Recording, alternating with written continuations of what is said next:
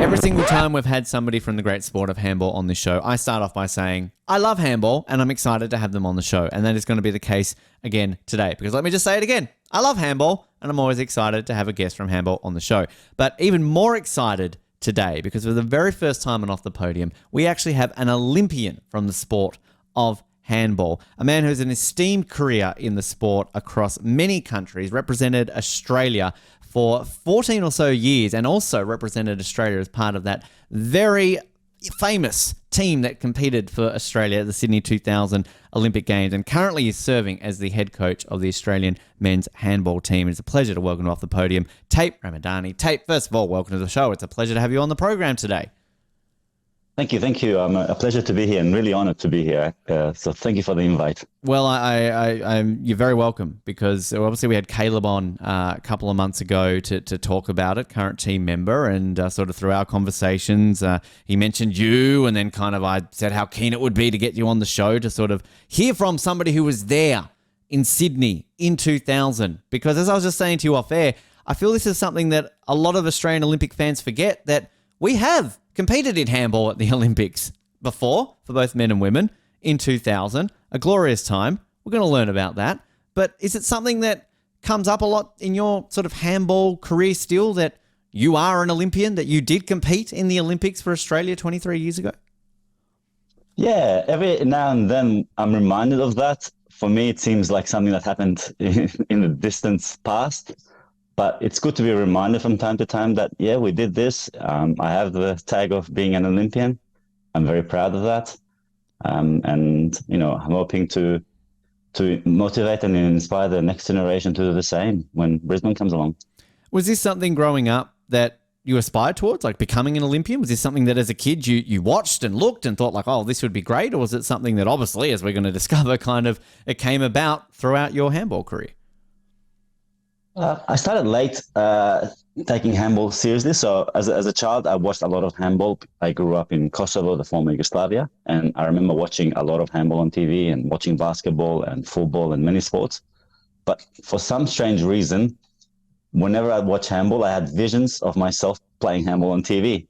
So it was really strange. I can't explain why or how, but for some reason, I liked handball more than any other sport, and I saw myself playing like those guys I was watching on TV.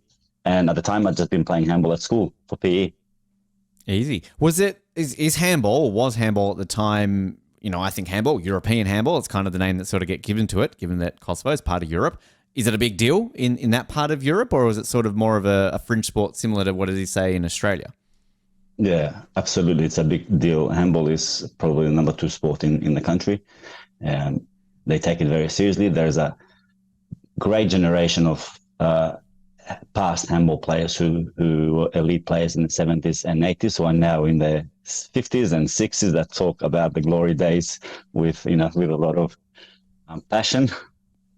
So they also are caretakers of the sport and ensure that the sport continues to develop and grow, and they care a lot about the sport. And it's really great to see that they have that connection still after all those years, because in the 70s and 80s, there were a lot of professional handball clubs, very well supported by the then government.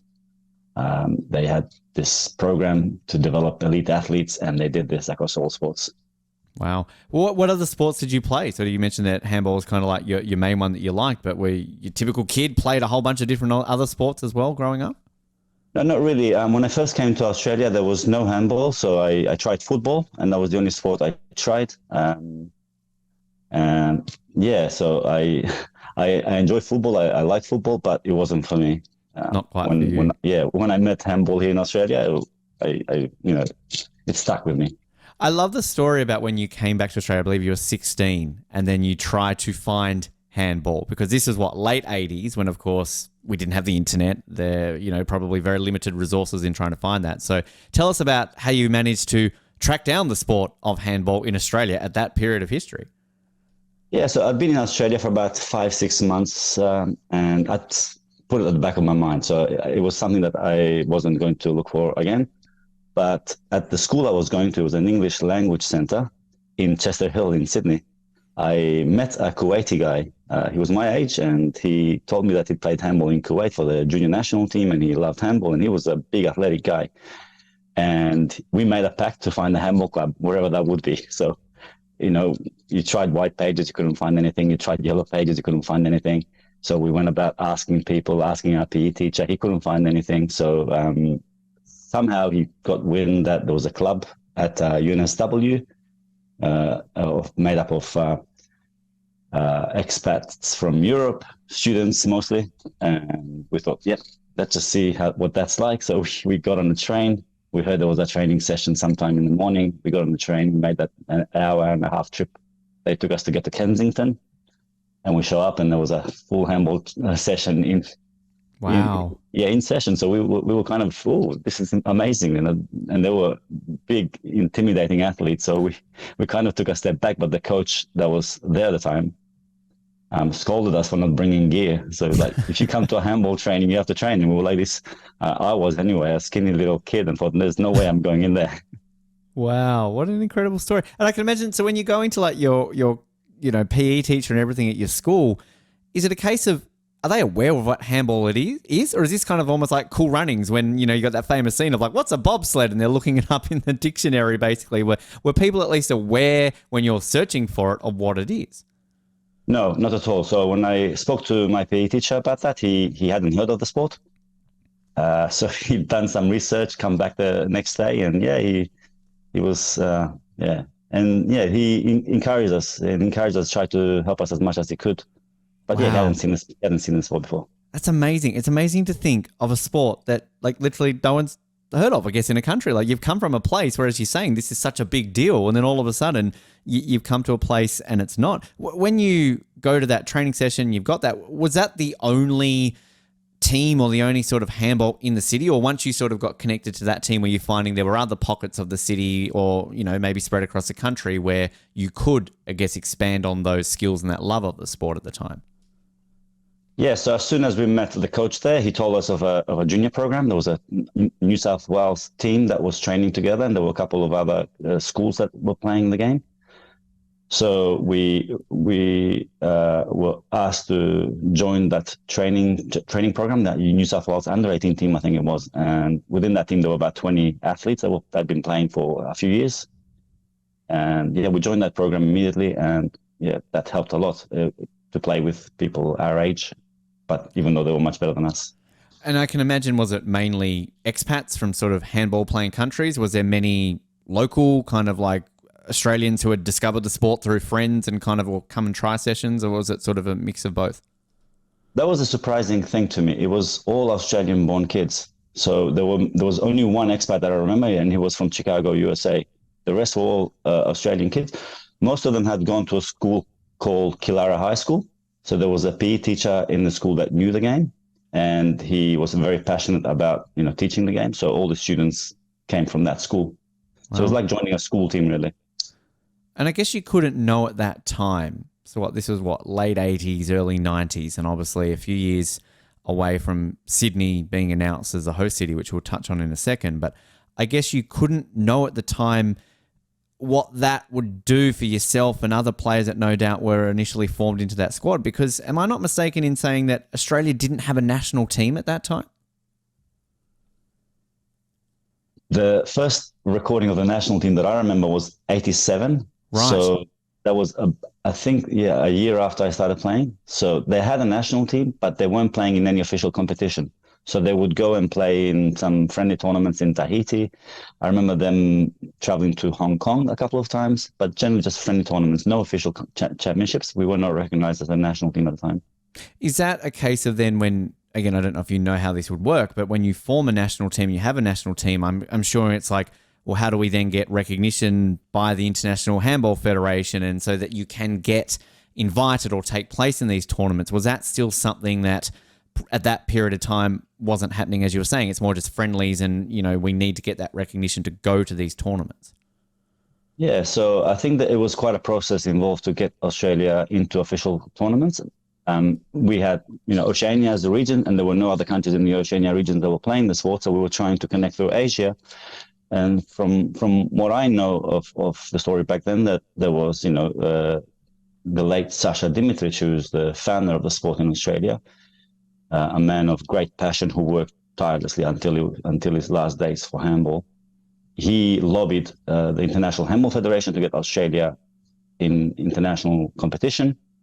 And, he showed up at the important events like the Olympic Games in Seoul, where he met with IHF officials. He went to Switzerland a couple of times, where the headquarters of the International Handball Federations are, and lobbied aggressively, I would say, to try and get us that recognition. And I think by 1993, we were finally recognized as a national team. And it was a year earlier, maybe 92.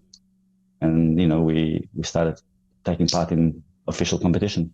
So this obviously just prior then, a year or so before Sydney being announced. I mean, we had a couple of months ago on the show when we were sort of talking about the 30th anniversary of Sydney being announced as the Olympic city, Bob Elphinston, who was part of the bid team, and he would talk about going around to the federations of the world to sort of sell Sydney. And I sort of brought up handball about how do you sell a sport that in Australia, as you're just saying, some people don't know existed. So it's kind of interesting to see that lobbying and I guess that recognition of Australia was still happening in that process. I'm assuming when Sydney is heavily lobbying for the Olympics at that time. Yeah, so I wasn't aware of the efforts from other organizations, but handball kept doing their own bidding, with whatever resources they had, and I know Sasha did this all out of his own pocket, out of his own time. I don't think he had that support that he would have, been more successful in those early days. So it was all on him. When Sydney gets announced as that Olympic city in 1993, so through all of that euphoria and everything that the city and the country is feeling, obviously planning has to take place. We've all of a sudden got to, put teams together and work towards this goal of competing in the Olympics. Do you remember sort of that period and kind of like what was happening then for the national team? Was that a simple case of, okay, we've got an Olympics in 7 years' time. If you guys keep up your standard, you're going to be Olympians. I mean, do you remember kind of what that period was like, knowing that you've got this opportunity to go to an Olympic Games? Yeah, so it was, I think 92, 93 when we were, starting to get that energy, knowing that the Olympic host decision would be made in 93 sometime. We were really excited, and I remember watching that event live, the announcement of the host city live, and it was such a big thrill when we heard Sydney. I was watching it with one of my other teammates, and immediately we knew what that would mean to our sport, because we'd been struggling, not getting enough international tournaments. We'd been struggling with funding. We'd been struggling with a whole heap of things, not even getting the right venues to train in. So immediately we thought this is going to be a great, a boost for our sport. Finally we can start focusing on, developing the national team the way it deserves to be developed. So yeah, it was an exciting time. Which I did read about. At that point, there was obviously a lot of funding injected into, I'm guessing, all sports that were Olympic sports by the AOC and other places, and that initially there was funding given to handball, but then it was taken away. So I mean, what does that do then to the sport? And sort of, what was there a decision around why? Was it handball? We're not going to win a medal for the Olympics, so maybe we're not going to give as much money as we want to, and then all of a sudden it's back on you guys to kind of fund yourselves in the lead up to the Olympics? Yeah, that's a big mystery to us all. In 95, we were well funded. We were traveling the world. We were getting a lot of international tournaments and matches and training, at the Australian Institute of Sport quite a lot. We had a professional training program, and it felt great to be part of that program. We didn't have to, dig out of our own pockets to pay for anything. We were even given some support for those who were working for missing out on work. So it was an amazing time to be part of handball, a national handball team, because you saw yourself as an elite athlete. And then suddenly, I think it was 98 or 99, that funding got completely pulled out of us. So we no longer had any support of any kind, and we had to go it alone. And we had some really passionate people who worked very hard to raise funds for us, but it wasn't the same. We felt like a light switch had gone off. Wow. From having the best venues, the top level international matches, to going and training back in dimly lit halls that were not full size, that were not even having the right equipment to train with, and not having access to the halls, which was the worst. I remember in 99, 1 year out of the Olympic Games, we didn't have enough access to training halls. So we'd be training outside, we'd be doing a lot of strength and conditioning, but not as much handball as we needed to and wanted to. Wow, that's crazy because the venues obviously at Sydney Olympic Park that they use. I mean, I can't imagine they're dressing that and making that sort of available as handball courts until closer to the Olympics, right? So I mean, even sort of in that period, as you're saying, with where you can even train, do you consider going to other countries to train, or because the money is so limited, you obviously probably couldn't really go elsewhere? I mean, how do you kind of work around that to try and get yourself very ready ahead of those Olympics? Yeah, so we had access to an old gym at the Sydney University, HK Ward gym. I think it's been torn apart now, and that was okay. But all the students used that as well, so we were competing with all the uni teams for times, and it was always very difficult to get access to that. And so what happened was a few of the national team players decided to go abroad, including me. I went to Hungary for a year. I think it was 97, 98. But many of my teammates did the same, and that kind of helped with our development. But those who stayed behind, I know they had a big struggle to get the training that they wanted or needed. There's a great story, which I'm going to ask you about in a moment, about this sort of mystery team that was put together ahead of the Olympics, which we'll touch on. But before we get to that, just from that announcement sort of throughout the 90s up into the year 99, 2000, was there an influx in interested parties trying to get into handball, or was it more of a case of maybe you had some Australians who were living overseas sort of coming back to Australia to kind of put their hand up? I mean, I guess just in terms of the national team, where was it, say, in 91, 92 versus 95, 96, when obviously the Olympics were a prospect, versus a few years before when it wasn't? Yeah, 91, 92, a fringe sport no one knew about. We were, I don't think we were even pretending to recruit players. We were who we were. We trained, we played matches whenever we could. There was probably 6 clubs in all of Sydney, and that's all we had. 95, 96, the interest suddenly, exploded. And there were a lot of people wanting to play handball because they, one, heard of it, and two, they had aspirations to be at the Olympic Games. I remember New South Wales having 10, 12 teams of men, about the same of women. Melbourne having 2 leagues. This was, incredible. They had, a first division and second division that's unheard of and unheard of since as well. Wow. Same in Queensland. So there was 3 really strong states. South Australia was deeply involved as well. So there was a lot of handball players going around. But the national team was another story, and a lot of these players, probably weren't the right level to be in the national team. But there was a lot of players wanting to be part of that program. Before I get to the secret game again as well, I believe 1999 first ever World Championship appearance. And was this done qualifying, or was this sort of like an invitation? How did that sort of work a year out from the Olympics? Do they sort of look at the host city to try and give that? Because I can imagine the International Handball Federation sort of questioning a little bit Australia's ability about how they will go at an Olympics based on that sort of lack of experience in international competitions. Yeah, so before 1999 World Championship, we had our first World Championship qualification event was in 95. We didn't qualify because we had to go through Europe. That was a tough ask. We had to play Romania. The next one, it's every 2 years. So the next one was in Japan in 97. We didn't qualify for that either. And then 1999 came around, 1 year out of the Olympic Games. The International Handball Federation said, well, we've got to do something to get Australia some exposure to a proper international event.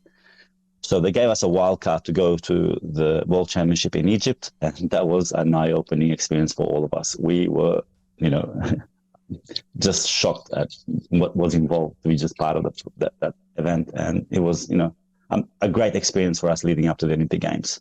Because I remember in the lead up to the Beijing Winter Olympics last year, there were questions, say, around the Chinese men's ice hockey team, because it comes from that same level of, well, they don't really get that exposure. And we've just seen that in the Men's Basketball World Cup, that I believe it was Indonesia sort of had to qualify because they weren't on that level, and they ultimately didn't qualify. So were there constant questions around, well, is this going to be maybe a bit embarrassing or something because this is a team that doesn't get that level of exposure that some of these countries are? I mean, were there potential questions raised about, will Australia be allowed to have a team in handball? Yes, all the time, and we were capable athletes. We were working very hard. a lot of us had been exposed to top level European leagues, and it kind of, getting those questions asked of us all the time kind of chipped away at our confidence, and it affected us eventually in the big tournaments, because we were always in the back of our mind, no one really believes in us. They are saying that we're going to be an embarrassing outfit at the Olympic Games, and that came a bit from ignorance and a bit from a lack of international matches, but it really played with our confidence a lot. Which then added to that this secret game, which I'm so fascinated to hear more about, Taip, because I don't even want to introduce this. Tell people about this, because this, talking about that confidence, to have this sort of secret team formed that they think would be capable to go to an Olympics, I mean, that must even affect that even more. Yeah, so sometime in '98, I believe, there was a new sports channel called, it was something to do with Channel 7. I can't remember the name. C7? C7, that's right, yeah. They wanted to do a reality show kind of handball team, and document the whole process of developing elite level athletes from other sports into a handball team that will represent Australia at the Olympic Games. So this was a secret project that we'd never heard of. And suddenly one day we're at a training camp and someone heard a rumor that there was going to be these athletes who were going to be representing Australia at the Olympic Games, and we were going to be just shafted. And we were anxious. We wanted to know what was going on. So we started asking questions and no one really knew. And then suddenly that coach comes forward and says, we have to play this training game against a bunch of ex-athletes. But they'd been training. I'm not sure who was even coaching them. So one day in Sydney, this group of players shows up to a camp that we were playing in, and we were told that we had to play them in a training match. So the cameras were there, everyone was there. Damien Keogh was, I think, leading the project. We had, I remember, quite a lot of players from basketball. But these were elite athletes who were probably finishing their sporting careers from. So these AFL. These are like say NBL level players. These aren't just like lower sort of grade. These are actual professional, and because there were Aussie rules players, weren't there? Rugby players, cricket players as well. So these were like people who were at the top of their games, being recruited to try and make an Olympic team. Top level athletes that you see on TV all the time. Wow. The best of the best. And I don't know, some of the guys wanted even autographs during this training games. It was that kind of atmosphere. So they came like a big show. I remember Mark McGaw, who was a famous rugby player, and he was my height, but he was twice my width. He was a solid guy. Langford from AFL, Damien Keogh. It was a few cricket players that I can't recall their names. So it was a big lineup of athletes, and they were bigger than us. They were probably more athletic than us too. And, they warmed up on their side. We warmed up on ours. The match started and it was chaos. It was a mess. They lack the basics of handball. I mean, handball is all basic skill. It's just throwing, catching, jumping. It's not that difficult a sport to play, but, when you play other sports for so long, you lose those natural skills, I guess. So they had, they didn't even have the basic skills of proper throwing. They couldn't throw and jump at the same time. So, but they were solid. And in defense, they were really physical. They loved to hit from the side, from the back, from anywhere they could. And I remember there was one incident where Mark McGaw gets the ball, running at full speed, probably traveled, made 5 or 6 steps without bouncing, ran straight into me. It was like a train hit you. I fell back. I went up to the coach and said, I'm out. I'm not going to do this anymore. Wow. So, because it was real risk of injury. Yeah. And I think we won that game very easily. I was going to say, you creamed them, right? It was not even a contest. We won it very easily. They barely managed to score a goal, I think. And then that's when they realized, this is not going to work. Let's pull the plug on this. It's an insult. Surely that is a massive insult to think that your sport is so capable of just having a bunch of put-togethers from different sports to come in, and that this is the team we're going to put to the Olympics. I can't think of any other sport that they would want to do that with. That's incredible that they even thought that was a thing. Yeah, absolutely. I think it came from a place of ignorance because they had heard that, this team of, made up expats who were not athletes of any kind, because they'd heard all the stories. So they thought, yeah, we have a crack at this. If we beat the Australian men's team, we have a serious crack at being Olympians because our sports never provided that, and Yeah. never provide that opportunity. So I think they was seriously considering that this is going to be a viable option for them. And But, was that, we've so been that was training for, so I was just going to yeah, say, so that was the TV network. That was the idea. This wasn't like the Australian Olympic Committee or something like this. This was just like a TV network's idea. not that I'm aware of. I think it was just C7 that was running this Right. project, and they just wanted to document a story, a feel-good story that was going to say in the end, amazing. I'm not sure what the angle really was, but and after that, C7 had a contract with Australian Handball, so they continued to support us, and they covered the 1999 World Championship, and Damien Keogh then became a really close friend of the national handball team and a big supporter of us. And I think he had more respect for us eventually, yes. So a bit of a silver lining that, while this was kind of almost a bit of an insult, they still then took that and were like, okay, well, we'll support you guys. We respect you a little bit more now in the lead up to the Olympics. Yeah, I mean, we'd been a national team training and playing together for about 5-6 years leading to that. We were serious athletes. We weren't just, nobodies. Yeah. Just because we didn't have a name, we were still athletes. What was that process like then in the lead up to Sydney, just in terms of selection? Was it sort of a similar case with a lot of team sports where, say, there's like an initial squad of, say, like 40 hypothetically, and then it gets cut down? I mean, kind of what was that process? And when did you know, Tate, that you were officially going to the Olympics? Yeah, so the initial squad leading for the Olympic Games was made up immediately after the announcement of the Olympic Games in 93. I think late 93, they called up a squad of players, and they pretty much selected two teams. A team of current players who were between 27, 28 to 33, 34, who would act as mentors and supporters for the younger generation, and a team of about 20 younger players, like myself, who were 21 and under, who were going to be the next generation to lead Australia to the Olympic Games. So I was one of the lucky ones that was selected in that group of players, 20, I think it was in the beginning, and to be part of the program. But there was always doubt, back of our minds, all the way up until 99 and even early 2000, there was always doubt because we'd go to tournaments with different players, because coaches were always testing different players and trying to. So there was always doubt until the Olympic team was actually announced that who was going to be part of that squad. It's fascinating that there's such a longevity in that kind of initial squad, because I can't think of any other sport that I know of that you kind of almost chosen 7 years out from an Olympics. Like, I mean, obviously there's a lot of things that can happen in that period, but it's sort of, does that make it better or worse? Like, is it more pressure knowing that you've kind of got to stay in shape and stay in form for 7 years, or does it make it better that it's not in the back of your mind that you need to learn 2 weeks out from an Olympics sometimes that you're going? Yeah, the first few years were like a honeymoon. We thought we were it. We were the 20 young players. If you just got to last out these 20 players, and it should be good. And just being part of that program was something really special. But then something happened in the mid 90s, late 90s, and we started to get migrants from Europe, especially from the war in Yugoslavia, migrating to Australia. And some Danes and some Romanians.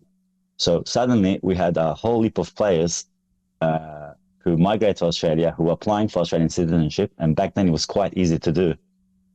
And the team changed, like in 97, 98, the team changed dramatically. So all of that 20 players, most of them were shed, because we now had players who'd been playing in top levels in Europe, professional players who were becoming Australian. This kind of send a really strong message to the team, like you've got to do something big to be part of the squad. Now, were these players that actually had connections to Australia, or were these players that, I can't make the Danish national team, where's a country I can play for? Australia? Like, was it more like that? I don't know. I mean, genuinely, the guys that came out of Yugoslavia, they were from Bosnia. They were refugees. They were genuine refugees that had migrated to Australia, like all of the other refugees that were coming to Australia.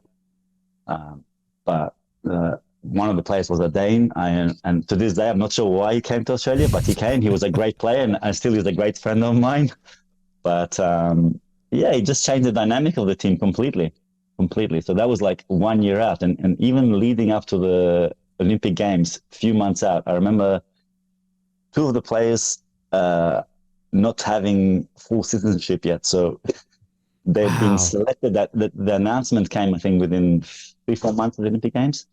But up until that day, they were still not Australian citizens, and that came in like the last minute. With that, I Wow. think the Dane got his passport last. Well, geez, because obviously without that, they're not playing for Australia, are they? That's right, and they couldn't be named in the Olympic team either. So How insane! It's crazy to kind of think that can kind of happen there. Do you have a moment, Tape, where you go to yourself, "I'm an Olympian"? I always love asking this question because some people take this differently. Whether it's the moment you're officially announced, the moment you get your uniform, the opening ceremony, your first game after the Olympics. Like, did you kind of have a moment where it struck you that here I am, I'm Taip Ramadani, I'm an Olympian now?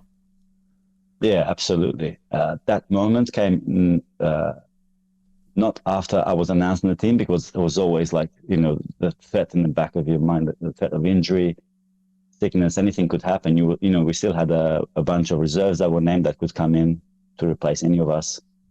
But a couple of months before the Olympic Games, we had to do onboarding, the Australian Olympic Committee offices, where you go there and have a photo taken.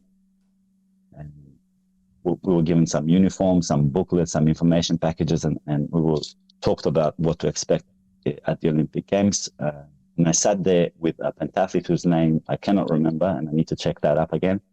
And I was because I went on my own. I didn't go with the team, so I sat there with this pentathlete, and we were just having a chat about our road to this.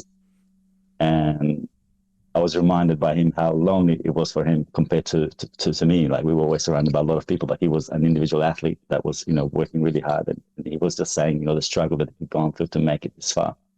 And that's when it dawned on both of us, like, yeah, we're going to be Olympians. So it's Wow. a special moment, yeah. I can imagine too when you meet sort of athletes like that, because obviously there's so much attention on Australia. It's a home Olympics. As I said before, we know sort of the hype and everything around that. A lot of that obviously then adds pressure on, say, like the swimmers and Kathy and our hockey, like all the teams that, we've all got focuses on. But then you've got sort of these other sports where handball, modern pentathlon, volleyball, like teams that are sort of put together because we're the host nation, where I guess you can almost connect with in a way, because it's a struggle to get there. It's a journey, but then you've kind of all got, this is our moment to shine, because, we had Kerry Podhast on, who of course famously won gold in beach volleyball, but she used to be an indoor volleyball player, and she talked about the initial struggles around, indoor volleyball that we've seen still in Australia. So do you kind of find those athletes and kind of relate that our journey's a little bit similar, because this is our moment, this is our Olympics, we can finally showcase what we do? Yes, and I think we gravitated towards those people. And whenever we had joint events, and there were quite a few leading up to the Olympic Games, there'd be a hall full of, aspiring Olympians, and we'd gravitate towards the smaller sports, the wrestlers, the weightlifters, the boxers. I remember becoming quite close friends with one of the weightlifters, Meme Yakti, and because he was also, grew up very close to where I was living in Sydney, and making that connection, like, oh, you went to the same school that I did, and this is amazing. How did we get this far? That small sport kind of story connected well, and we were able to relate to more. I love hearing that. You did do the opening ceremony. I saw your great post you did a couple of years ago on your Instagram about that, and that I guess it was a last minute decision, was it, to attend? Because you guys were playing a game the next morning, weren't you, after the opening ceremony? So tell us that experience about sort of walking out to Stadium Australia, 110,000 people.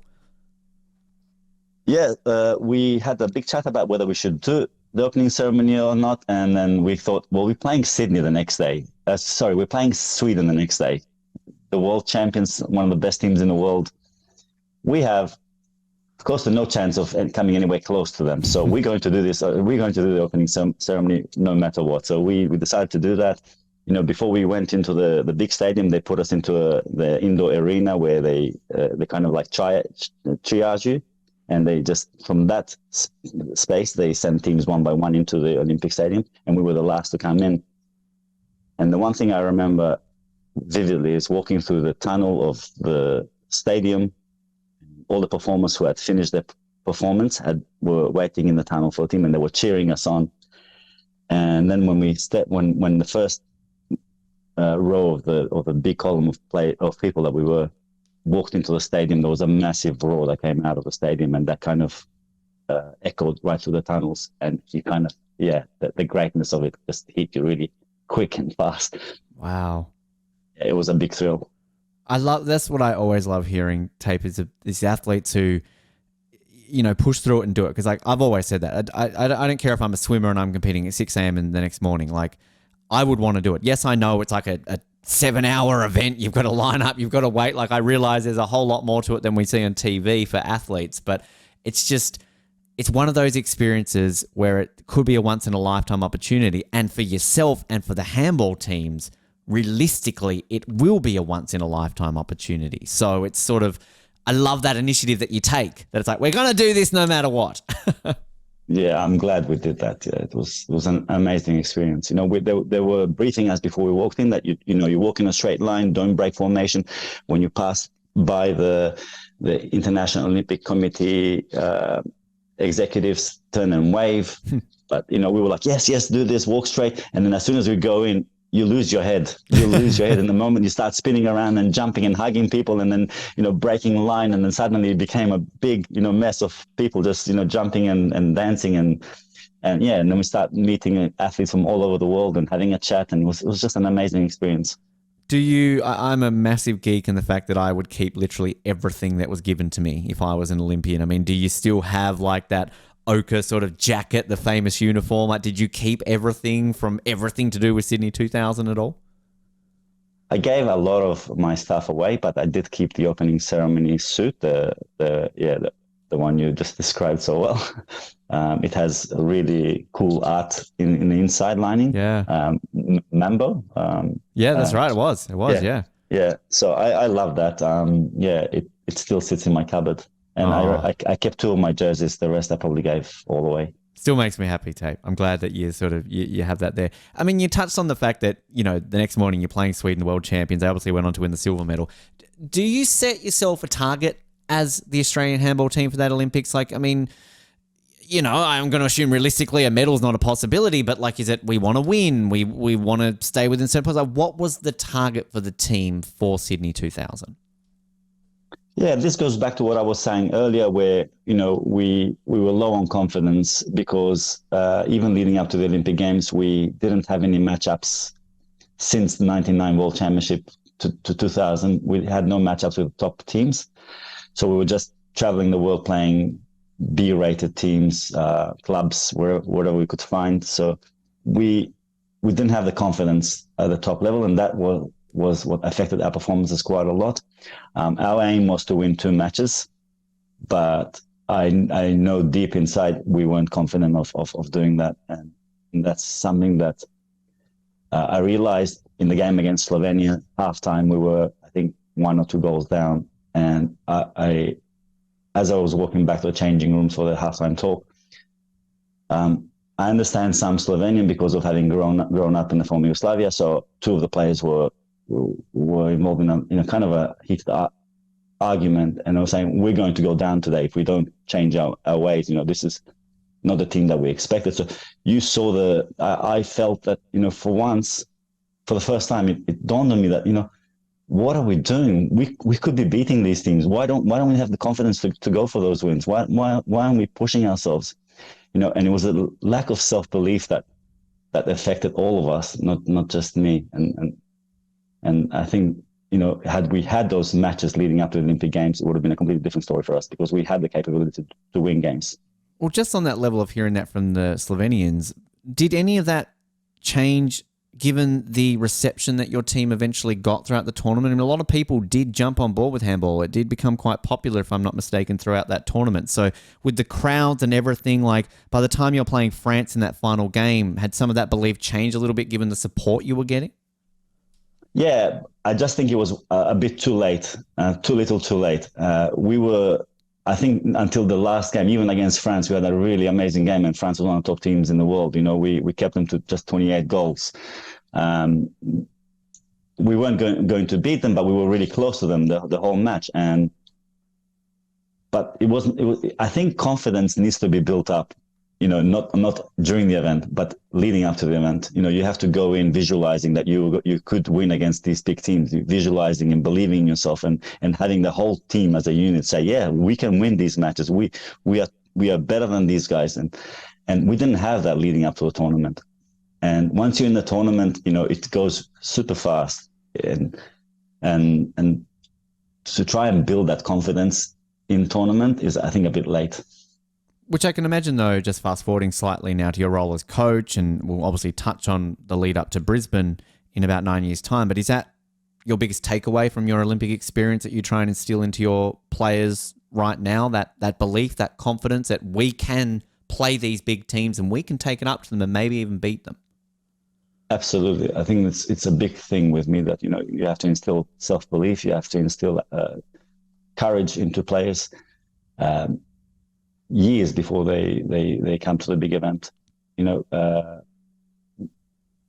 having experienced it firsthand and having seen that, that lack of self-belief affected us seriously.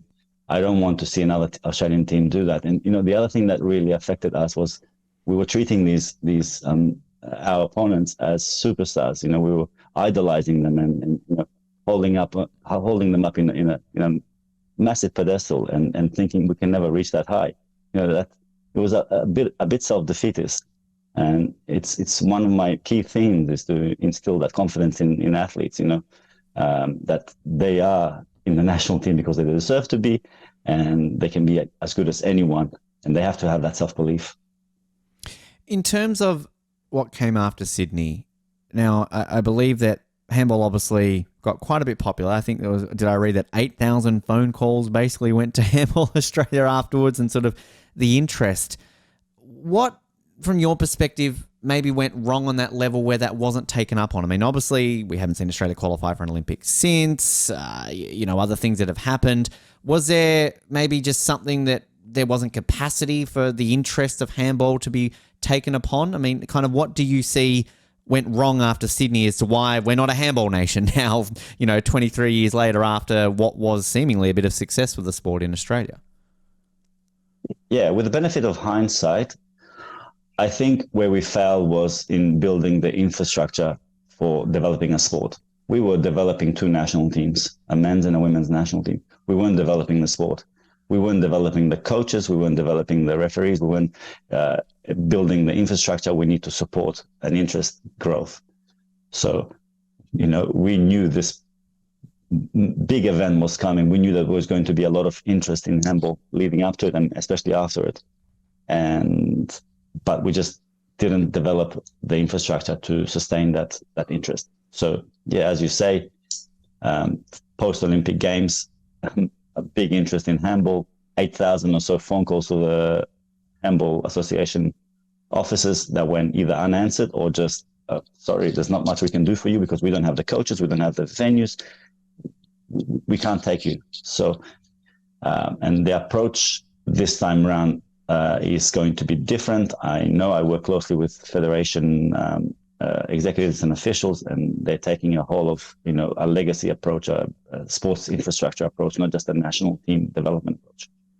So everything from participation to elite level. Yeah, because I was going to touch on that because, the unique thing about Brisbane being announced 11 years ahead of when they're hosting it versus the 7 is there's obviously a little bit of extra time, but also this unique aspect that as Australia, we're in this period where we've got two Olympics fairly close to each other compared to when we had Melbourne and Sydney.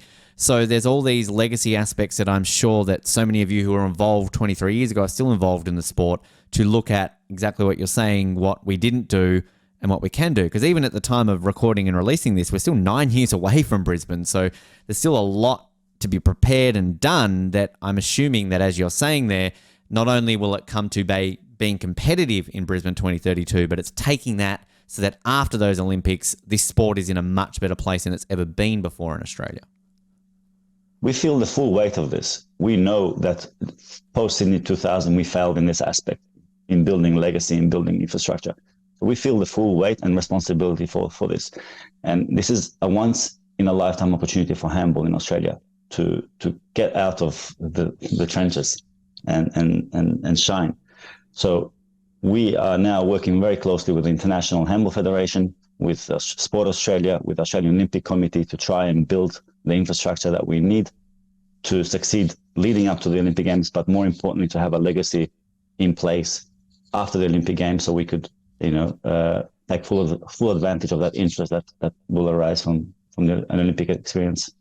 And in terms of the tracking the performance, obviously we talked a little bit to Caleb a few months ago about the team and where they sort of play, like tournaments, like the Emerging Nations Championships, things like that. Like, as the coach, how are you seeing the progression just as a performance base? And are there sort of goals between now and Brisbane of, let's get back to the World Championships, maybe sneakily qualify for LA 2028? Like, I mean, kind of what's sort of the tracking and the prospects that you're setting this team ahead of Brisbane 2032?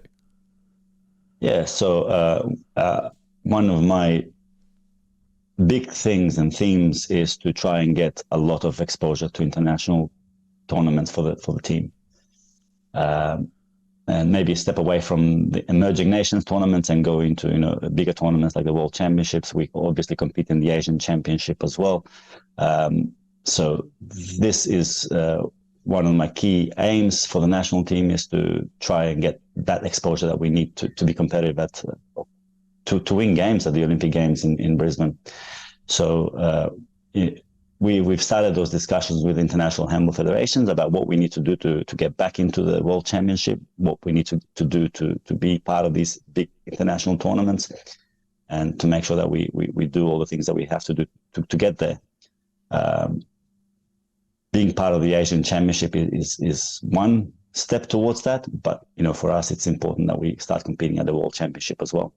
Was it something that you'd always wanted to go into, Taip, coaching? Because obviously you sort of got into coaching fairly quickly, if I'm not mistaken, after you sort of retired your first stint with the national team from 2009 to 2013, and obviously back at the helm now. But was this something that you'd always kind of wanted to get into after you stopped playing? Yeah, so I was coaching even when I was playing. So I was always coaching youth teams and junior teams, even when I was playing in my mid-20s.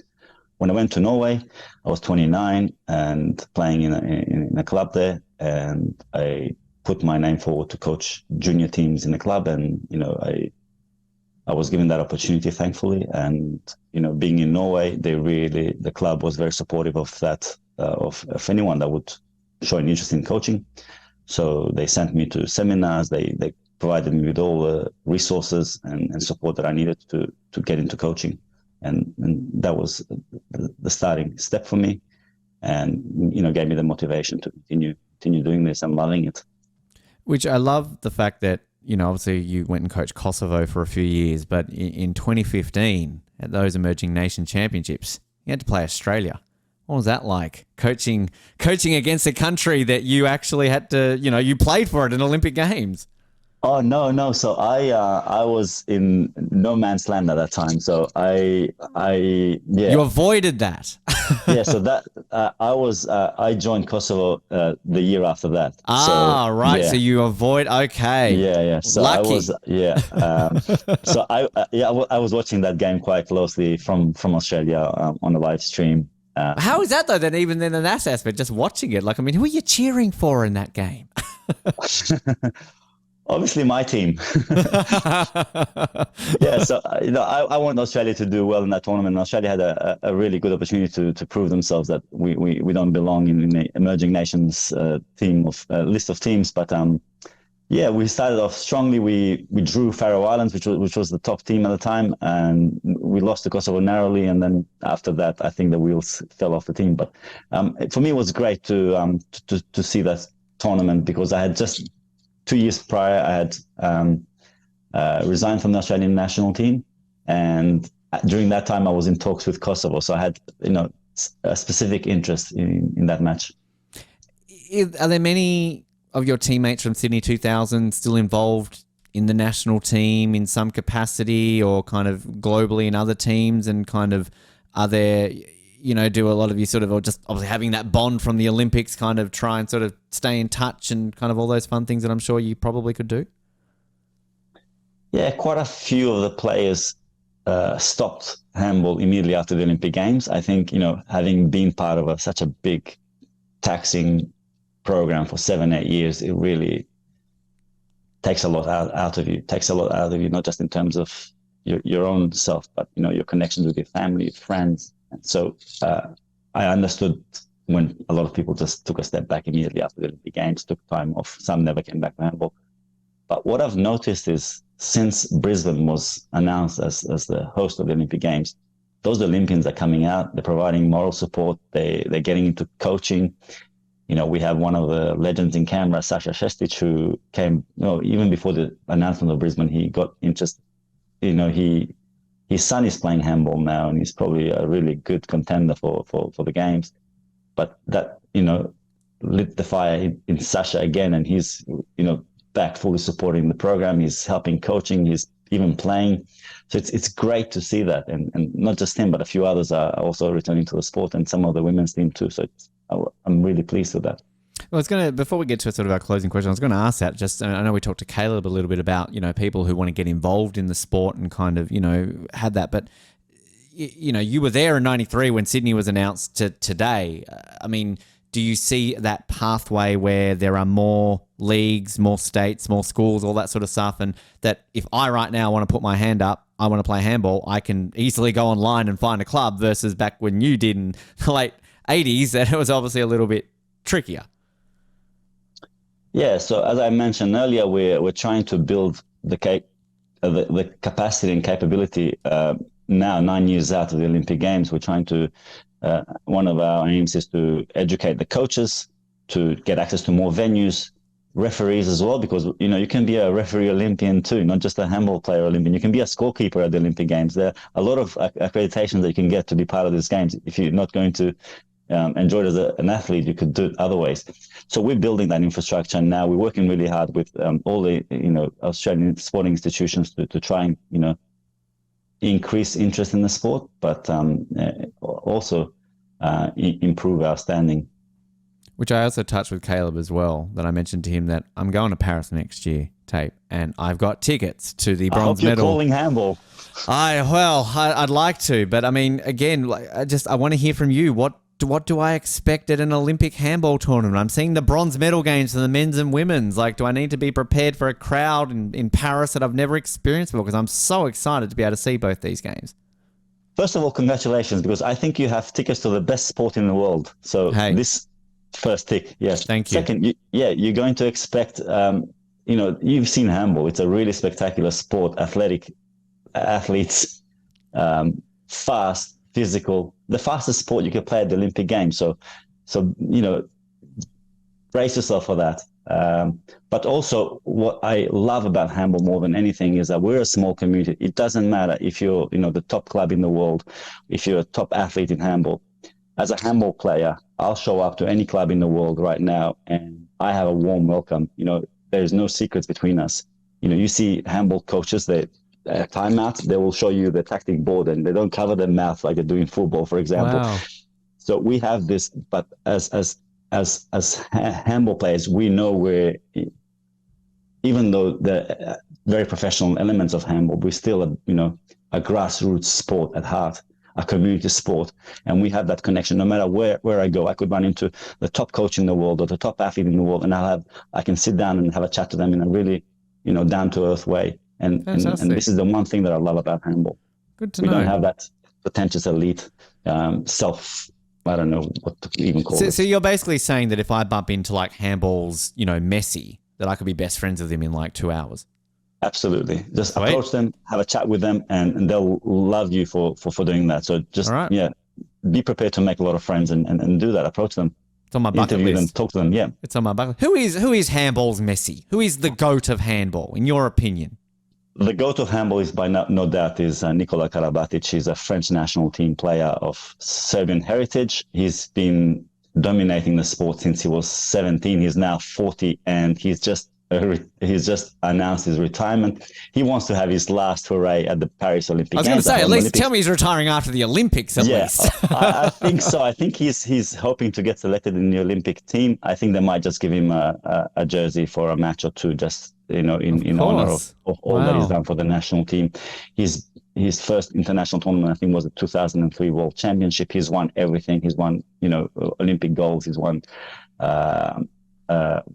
European Championship, Champions League, every cup and MVP that there is to win, he's won it. But he's never won a home Olympic game, so this is something that he wants to go out with. What a way to go out on. Fantastic. So make sure you reach out to him. I will. I will get him. We'll have him on the show next week. I mean, you say we're besties, so like we'll do that. There we go. I was going to say I hope I see him, but no, I don't want to see him win a bronze in Paris. I want to see him win the gold. So just I think that's a tough ask for France, but at least you'll see him there. Fingers crossed. Fingers crossed. Tape, we wrap up every interview with a set of fun, get to know yourself questions. You heard these, what we asked to Caleb, and just as a reminder to our listeners and our viewers, these are based on a questionnaire that Team Canada were given ahead of the Rio and Pyeongchang Olympics. And also, there is, if you want to, there's a drawing element. You don't have to, but I always put this to our summer Olympians that it's only ever been winter Olympians who have ever drawn. So if you feel the need to draw after this chat tape, message it in, and you can draw a picture of yourself.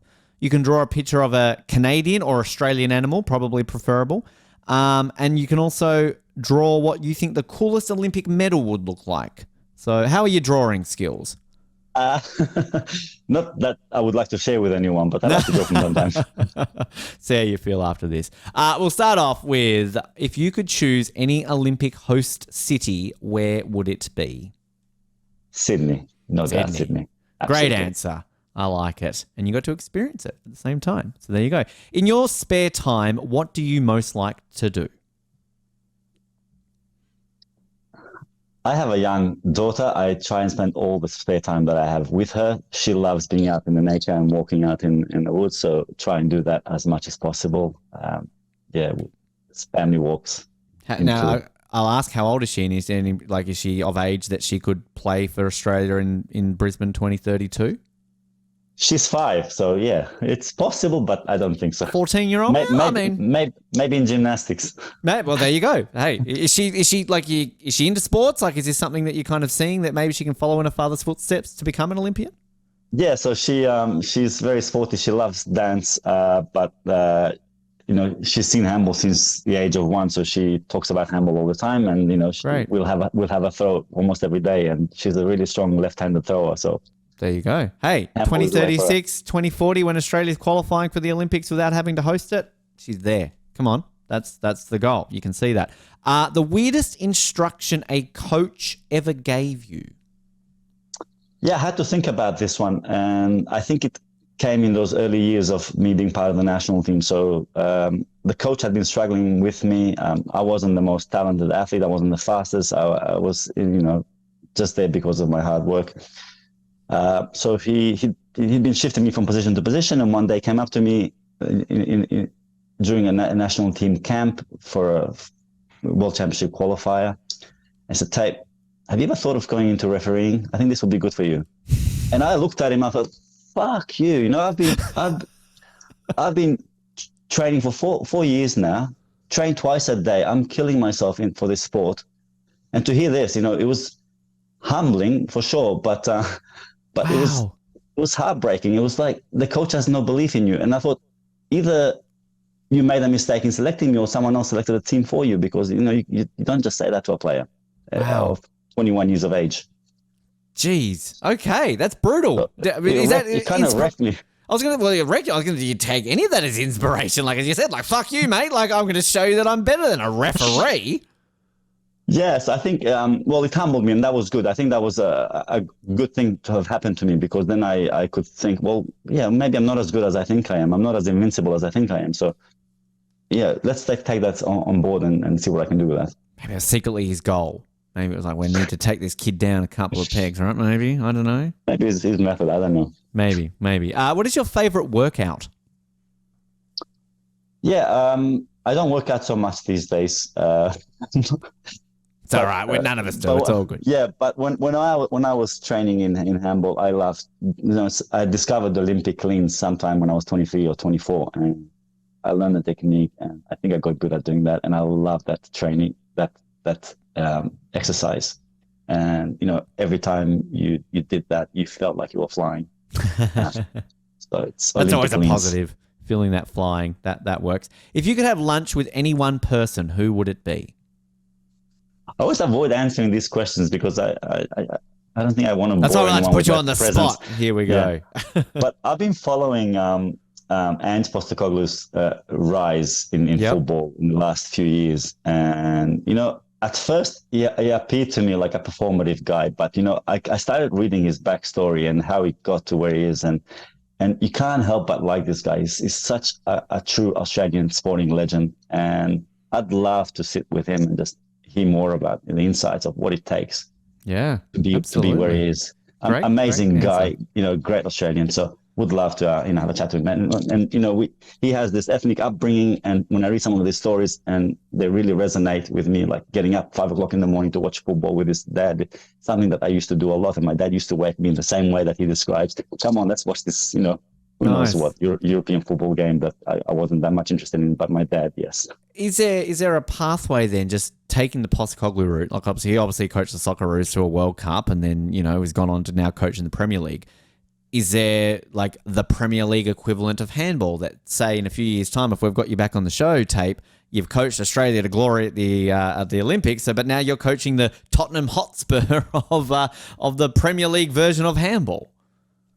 Yeah, so the elite handball competition for clubs is the Champions League of Europe. The final is the Final Four in Cologne every year. It's an amazing tournament. All the top athletes in the world aspire to be part of that tournament, and coaches especially. But my passion is with the Australian handball team, and I hope to be, with the Australian team for the years to come. Correct answer. You've kept your job after this interview. Well done. Your favourite sandwich is? I'm a simple guy, so just a pastrami toast with, some hot chilies. That does it for me. Doesn't sound too simple for me. That sounds a bit like, whoa, okay, but hey, that's simple to you. That's great. Other than simple like peanut butter and jam, but okay, that works. Sounds good. If you could have any superpower, what would it be? Oh my gosh, I didn't think about this one. It's good. We like to put you on the spot. Superpower. Oh my gosh. I don't know, some kind of superpower that could make Australia and the world's best handball nation. Hey, that's a great answer. Yes. I don't know what that superpower would be, but I know mind control. Maybe what's his name from X-Men, where you could control these European, Norway stop winning handball and make Australia win. That could work. Let's see. That's something I'd be into. Yeah, I like that. And just as a special note, as always, we're scared of Norway because it's winter and summer. They're taking over the world. I think Norway, we keep saying this every episode. What is the best candy in the world? Oh. I don't have much candy, but I do like Turkish Delight. So maybe I'll say Turkish Delight. Yes. Yeah. And the proper, the chocolate covered Cadbury stuff is fine, but that real, you go to a Turkish restaurant, you get that the powdered, is it coconut on it? Oh, that's amazing. Yeah, I don't know. I was in Kosovo one day, and a friend of mine brought me some from Shkodër, an Albanian town, and there's a family there that has been doing Turkish Delight for now more than 100 years, and they have this secret recipe and it's known as the best Turkish Delight in the world. And he brought it to me. I was like, just Turkish Delight, and I tasted it, and he says, you better be sitting there. And I thought, my gosh, this is the most amazing thing I've ever had. It was just mind blowing. So. Shkodër. If you're ever in Shkodër, Albania, look out for this, historic Turkish Delight. You'll find it. And if I didn't have a plan to be, now I do. I'll put it on the bucket list after Paris next year. I'll head over to Albania. I like that. As a kid, who was your favourite sports team?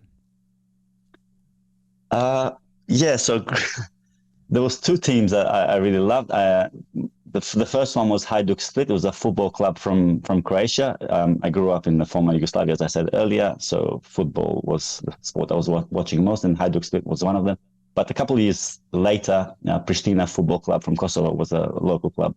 Got into the Super League of Yugoslav Super League. So that became my favorite team. Do you get, when you come to Australia, back then it would have been the NSL, now obviously it's the A-League. Do you sort of get involved in any and, jump on the Sydney FC or Western Sydney or something like that, or sort of don't really pay too much attention to it? No, not really. I never watch sport anymore as a spectator. So what I tend to do, even handball, I don't tend to watch it live. What I'll do is I'll go back to the recording. I'll take bits and pieces and I'll just, watch it that way. What's the highlights? Yeah, well, not so much the highlights, but more try and understand, if I see the team is playing a tactic that I really like, I try and follow them as much as possible and try and, start, stop a lot and try and see some of the more intricacies of the game. I used to watch a lot of football and athletics in my past. These days, it's just handball. I like that. I mean, just Boring watch as handball. hell. Everyone just needs to watch handball. That's just the answer to everything, I think, Tape. Just it's a solid answer. If you could live anywhere in the world, where would it be? I'm a bit nostalgic for Sydney in the 1990s. So if I could live in Sydney in the 1990s, mid 90s, I'd love to do that again. I like that time. Like I like that sort of that's a way of adding an extra element to that answer. I like that. So time and space, yeah, right. So Sydney in the mid 90s had this vibe about it. You know, you leading up to an Olympic event. I don't know. The handball community was very tightly knit. You know, we'd play games, we'd go out for a walk in Newtown or the beaches or just that community that we had going. And you know, I felt invincible in those days for some reason. I'm not sure why. I was just flying the whole time. Oh, so it was a great time for me. So if I could be in Sydney in the 1990s, bring it on. And Brisbane, if you're listening, get that same vibe for the city. You've got longer to do that now, right? Like, come on, no excuses for Brisbane. I love this question because you can interpret however you want. When you were little, what was one thing you always thought?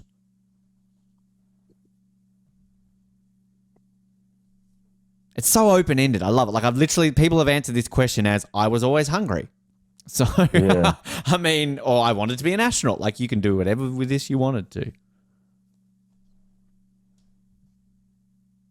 Oh my gosh, I haven't thought of this one. When Challenged I was him. little, just let me tap back into my little life. Get into the vault, get into the archive.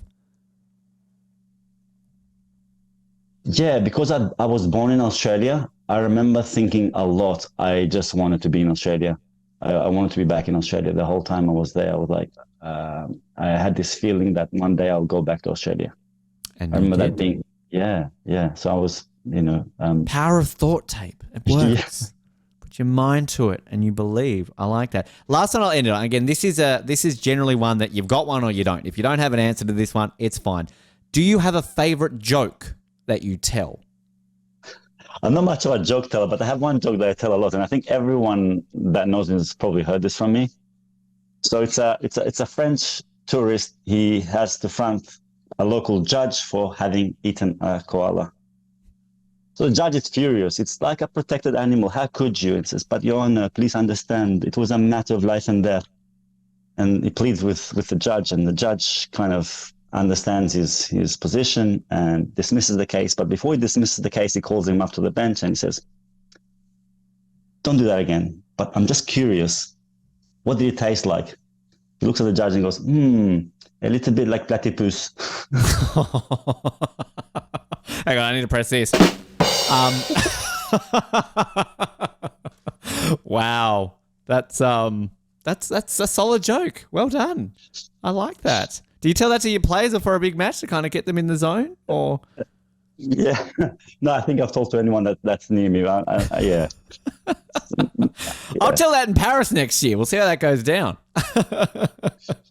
I'll meet Mr. Messi of handball, and I'll bring that up to him. Tape, this has been a lot of fun to be able to hear your journey and just the journey of the sport and where we're at and everything along those lines. So we really appreciate your time. But anybody who wants to follow you or your journey, social media or anything, and again, if you want to also just plug handball in terms of, you know, we've got Caleb to plug it, but if people want to get involved, sign up to their local club, where can they go? Yeah, so go to Handball Australia website or any of the city's clubs websites. Send a message, say you're interested in handball. If you're between the ages of 12, 13 and 16, you've never heard of handball, here's the opportunity to get onto an Olympic program or project and be the next Australian Olympian. Yeah, simple as that. We'll try and do the rest for you. So just come along to trainings and you know, be part of this exciting project. Move forward. We'll be eagerly watching this journey over the next 9 years. And I'm telling you now, I'm going to be in that front row for that first game in Brisbane 2032. Hell, I'll hopefully be commentating it. Who knows? But Tape, it's been such an honour to have you on the show, mate. Thank you so much for your time and off the podium today. Thank you, Ben. I really appreciate being here. It's been so much fun.